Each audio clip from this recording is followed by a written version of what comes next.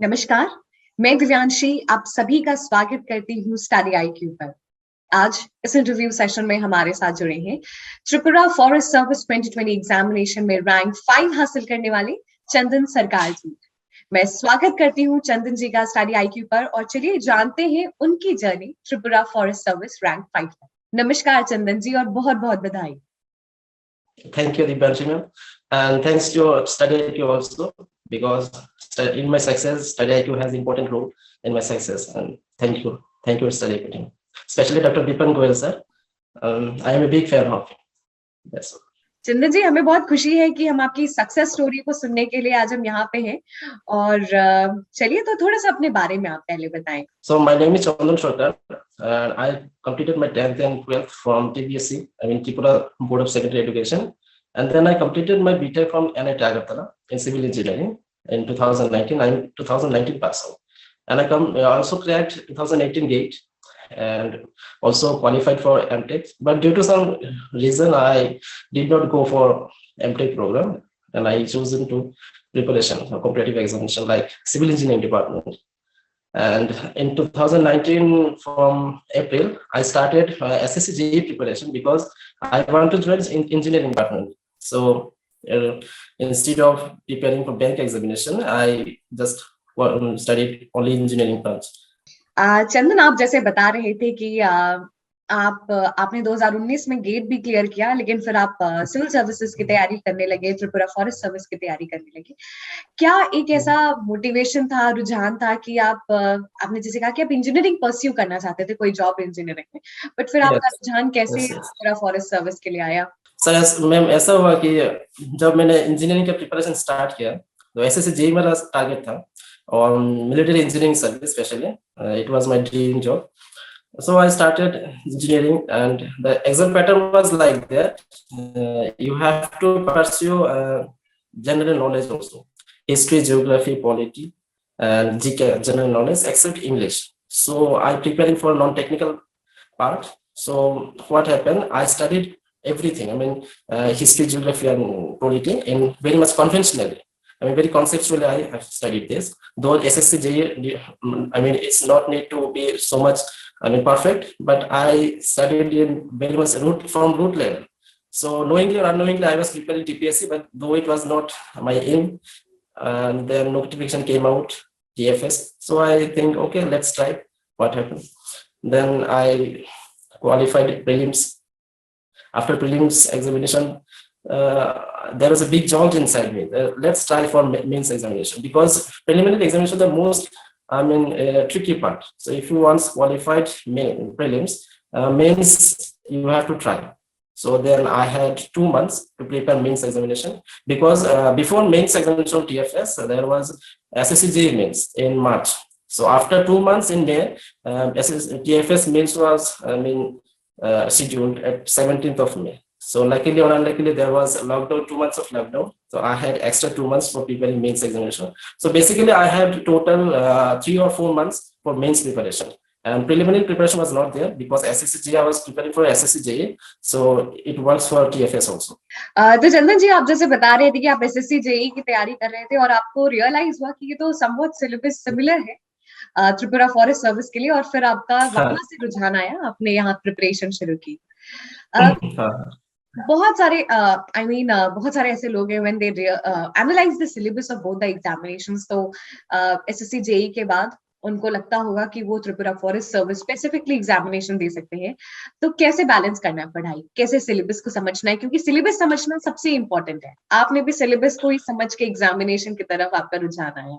So ऐसा है, मैंने सिलेबस को चेक किया था TPSC का, तो देखा है कि यहाँ पर इंडियन पॉलिटी भी रहता है, इंडियन जियोग्राफी भी रहता है और हिस्ट्री भी रहता है, और सिमिलरली जो SSC JEE में वो भी इंक्लूडेड है। Polity, history, geography and GK, static GK are also included.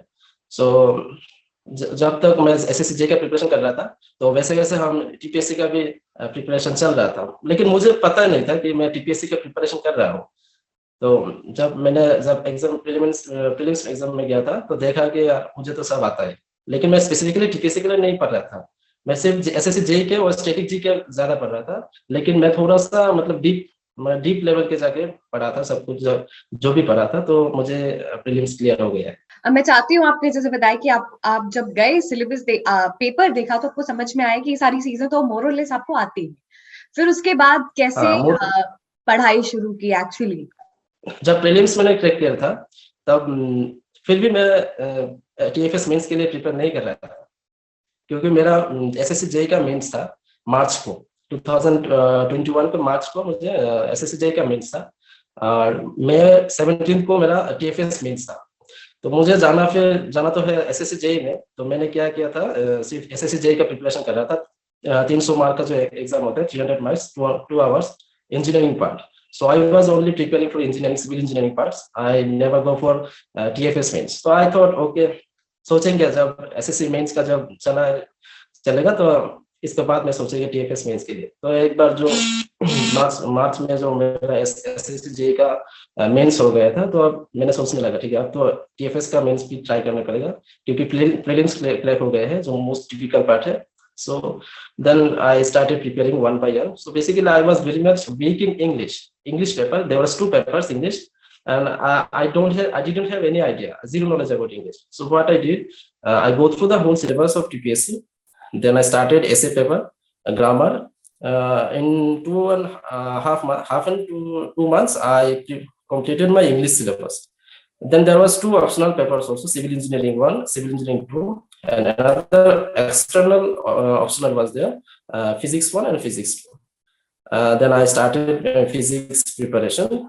It was like graduation physics. So I started accordingly. I bought some books from my friends, and I started all the syllabus included in UPSC. And GS also I prepared because it was already in my hand. GS paper was there, 100 marks. So it's okay. It was okay. चंदन, आपने अभी जैसे mention किया कि English थोड़ा सा week था, तो English को कैसे कवर किया, कैसे पढ़ाई की इंग्लिश के लिए?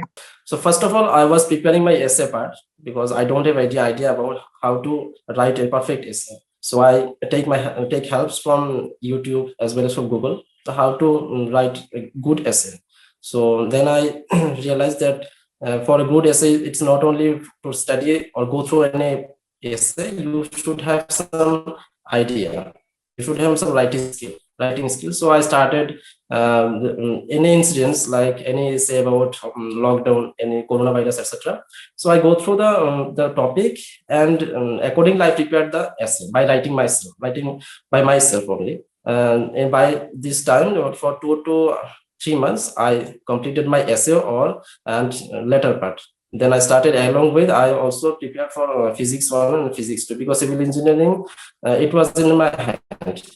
It doesn't create any problem. Physics 1 and physics 2 create a lots of problem, and also English part 1. Then the second alternative part of English, it was also good. I also prepared from some book or YouTube. I take some help from some YouTube classes. अभी आपने English की बात की, अब मैं general studies की बात करना चाहूंगी, क्योंकि जनरल स्टडीज से अगर एक तरीके से आपका रुझान आया था त्रिपुरा फॉरेस्ट सर्विस एग्जामिनेशन लिखने के लिए, तो हर एग्जामिनेशन में जो जनरल स्टडीज पूछी जाती है उनका एक्सटेंट और डेप्थ अलग अलग होता है। तो इस पर्टिकुलर एग्जामिनेशन के लिए कितने डीप में पढ़ाई करनी है जनरल स्टडीज के सब्जेक्ट्स में? पढ़ाई तो बहुत डीप लेवल पे जाना पड़ेगा आपको। अगर हिस्ट्री पढ़ रहे हैं, तो अगर आप हिस्ट्री स्टडी कर रहे हैं, तो हिस्ट्री का बहुत कोई भी इंसिडेंट्स हो, doesn't matter which the incident you are studying about, you have to go very much deep level, because they never ask direct question, they always ask some indirect question. So you have to go through each and every topic related to syllabus. Say in TPSC especially, history apart from 1858, most of the questions taken from after 1858. So every incident after 1858, you have to study very much deeply. It's not that they will ask a direct question, any kind of war when it happened. They never ask. They will ask about indirect questions, say chronological order of any incidents, chronological order of any leader of Congress, and many more. So it was for history, and for polity also. You have to go through deep levels, how the different kind of article of constitution. So you have to much deeper, and for that I always prefer Dr. Bipan Goel because the way he always वो link करा के करके जो पढ़ाता है तो it was very helpful for me.